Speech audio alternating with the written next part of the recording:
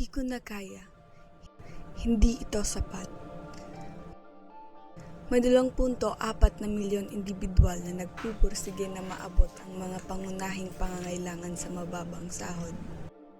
Itinatag ito na may marangal na layunin.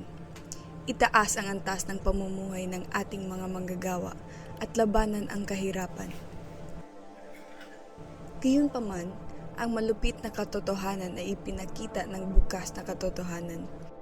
Higit sa 8 milyong manggagawa ang kumikita ng mas mababa kaysa sa mas mababang sahod na ito. Ang pagkakaiba sa sahod na ito ay isang malaking problema sa ating bansa. Hindi ito lamang tungkol sa mga numero.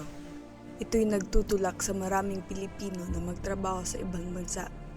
Bilang mga overseas Filipino workers, iniwan ang kanilang mga pamilya para sa mas magandang pagkakataon. Ang ating mga manggagawa ang nagpapalakas upang mapaunlad ang ating ekonomiya.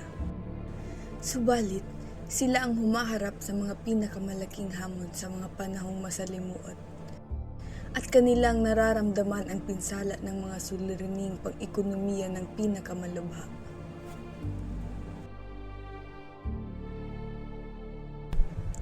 Sa nakaraang mga buwan, ang United Labor Alliance Negros ay nagpapahayag ng malakas na pananawagan para sa aksyon. Isang pakiusap para sa isang makatarungan at pang-araw-araw na mababang pasahod na 750 piso at pababain ang presyo ng mga pangunahing bilihin. Ito ay nagpapahayag ng mga pangarap ng mga Pilipino na hinaharap ang matinding kahirapan. Bilang tugon, ang mga tinig ng mga tao ay umangat, nagmumungkahi sa mga protesta at demonstrasyon na pinapalakas ng pag-asa ng mas mabuting kinabukasan para sa kanilang mga sarili at pamilya. Ang mga ito ay hindi lamang mga pag-aalsa. Ito'y pagpapakita ng kolektibong pagnanasa para sa dignidad at tagumpay. Malungkot na masaksihan ang pakikipaglaban ng maraming individual na nagsusumikap sa pagtuon sa pagtaas ng ekonomiya sa pamamagitan ng pagtatrabaho ng 2 hanggang 5 trabaho.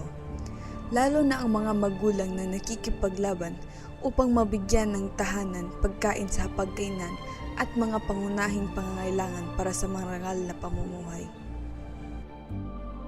Para sa marami, ang pagtanggap sa kanilang mga mahirap na kalagayan ay naging bahagi na ng kanilang buhay.